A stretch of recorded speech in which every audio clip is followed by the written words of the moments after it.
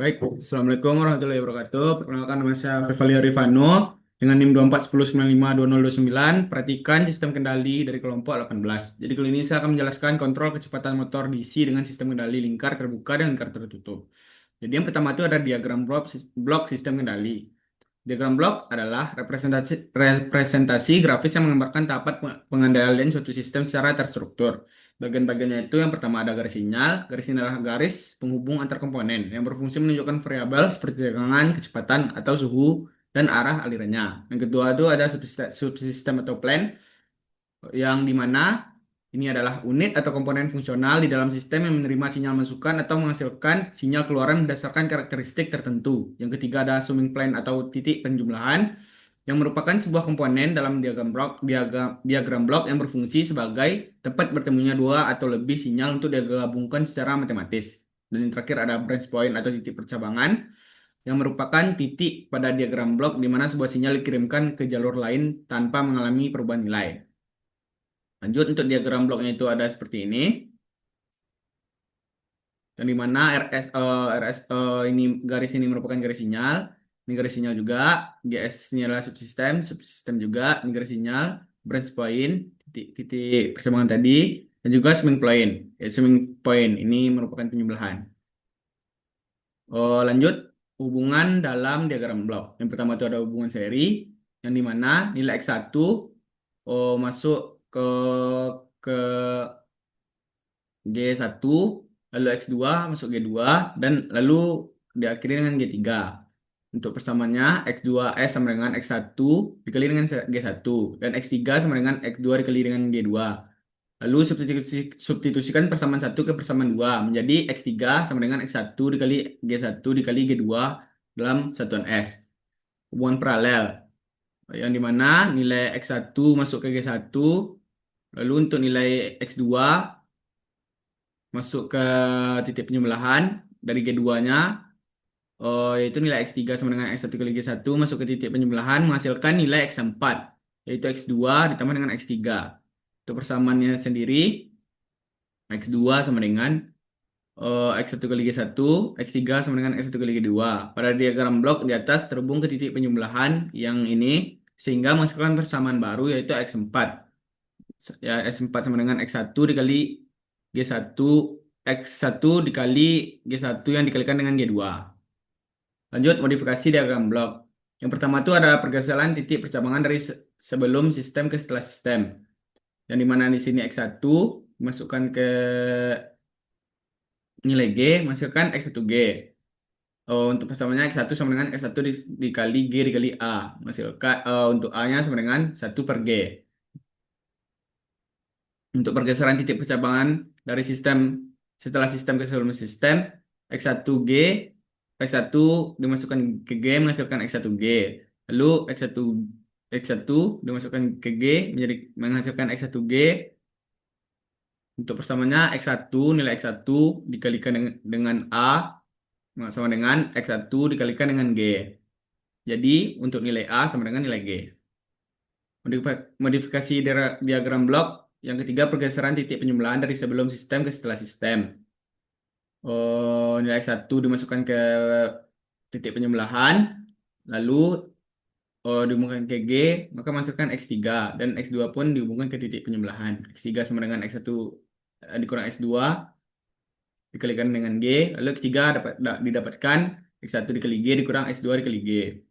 Untuk X3-nya, kita mendapatkan nilai X1 dikali G dikurang X2 dikali G, X2 dikali A, maaf, dari persamaan 1 dan 2 ini, maka dapat disimpulkan bahwa X1 dikali G dikurang X2 dikali G sama dengan X1 dikali G dikurang X2 dikali A. Jadi, dari persamaan di atas, kita mendapatkan nilai G sama dengan A. Yang keempat, pergeseran titik penyebelahan dari setelah sistem ke sebelum sistem. Untuk X1 dimasukkan ke G, lalu dihubungkan ke titik penyebelahan, menghasilkan X2, lalu X2 juga X3, lalu X2 juga dihubungkan ke titik penyebelahan. Untuk X3 sama dengan X1 dikali G dikurang X2, ini persamaan 1. Lalu untuk persamaan 3, persamaan 2-nya, nilai X1 dimasukkan di titik penyebelahan, lalu masukkan G, lalu masukkan X3. Untuk A dimasukkan ke titik penyebelahan, maka X3 sama dengan X1 dikurang X2 dikali A, dikalikan dengan G. Ini persamaan kedua. dari persamaan satu dan persamaan 2 kita dapat persamaan terakhir yaitu X1 dikali G dikurang X2 sama dengan X1 dikali X2 dikali A dikalikan dengan G, maka X1 dikali G dikurang X2 sama dengan X1 dikali G dikurang X2 dikali A dikali G. Untuk nilai A terakhir dapatkan 1 per G. Sistem kendali lingkar terbuka. Untuk pengertian sistem kendali lingkar terbuka ialah sistem kendali yang tidak memiliki umpan balik feedback. Artinya sinyal keluaran tidak memiliki pengaruh terhadap aksi pengendalian. Untuk fungsi alih sistem kendali lingkar terbuka, itu persamaannya sama dengan CS per RS sama dengan GS. Untuk keluaran sistem kendali lingkar terbuka, CS sama dengan RS dikalikan dengan GS. Lanjut sistem kendali lingkar tertutup. Sistem kendali ini adalah sistem kendali yang memanfaatkan umpan balik atau feedback. Artinya, sinyal keluaran diukur dan dikembalikan ke input untuk dibandingkan dengan sinyal referensi agar sinyal sistem dapat mengoreksi dirinya sendiri secara otomatis. Untuk fungsi alihnya, CS sama dengan RS dikurang CS, HS dikalikan dengan GS. Jadi sama dengan CS per RS sama dengan GS per 1 tambah GS dikalikan dengan HS. Untuk nilai CS sendiri yaitu ES dikalikan dengan GS, ES sama dengan RS dikurang dengan BS sama dengan CS dikali HS. Untuk bentuk diagramnya itu seperti ini. Nah, perbandingannya untuk kriteria, kestabilan dan ketelitian. Oh, dengan kriteria pada sistem kendali lingkar terbuka, ialah kurang stabil dan teliti. Sedangkan di tertutup lebih stabil dan teliti. Untuk kemudahan pembuatannya, pada sistem kendali lingkar terbuka, ia lebih mudah dibuat. Namun, pada yang tertutup, lebih susah dibuat. Biaya pembuatannya, sistem kendali lingkar terbuka tidak ada, sedangkan tertutup ada. Umpan baliknya, terbuka murah, sedangkan tertutup mahal. Untuk konstanta pengalih, konstanta pengalih ini merupakan sebuah nilai atau parameter yang ditambahkan ke dalam sistem kendali untuk memperkuat sinyal sebelum sinyal tersebut masuk ke dalam plan atau subsistem, seperti motor DC. Untuk blok diagram pada lingkar terbuka dengan menggunakan KP, seperti ini, RS, lalu KP, lalu GS, lalu CS. Fungsi alih sistem lingkar terbuka, untuk persamaannya CS per RS sama dengan KP dikalikan dengan GS. Untuk bentuk diagram blok lingkar tertutup dengan KP, RS masuk ke titik penyembelahan, masuk ke KP, masuk ke GS, lalu ke CS. Untuk nilai HS masuk ke titik penyembelahan. Ini percabangannya. Fungsi alih sistem lingkar terbuka yaitu dengan persamaan CS per RS sama dengan KPG per 1 tambah KPG S dikalikan dengan HS. Pengendalian PID. Pengendalian PID ialah pengendalian yang digunakan untuk memperbaiki formasi sistem melalui perbaikan respon sistem yang dihasilkan. Tipe-tipenya yang pertama yaitu pengendalian proporsional digunakan untuk memperbesar penguatan dan mempercepat respon transien, lalu menghasilkan output yang akan sebanding dengan input. Untuk hubungan antara sinyal error E dengan sinyal kontrol U dalam domain waktu. Dengan persamaan UT sama dengan KP dikalikan dengan ET. Dalam domain Laplace ditulis US per ES sama dengan KP. Pengaruh pengendalian P, untuk kondisi KP diperkecil, pengaruhnya respon sistem akan semakin lambat dan resistem semakin lama. Untuk KP diperbesar, respon sistem akan semakin cepat dan resistem semakin singkat.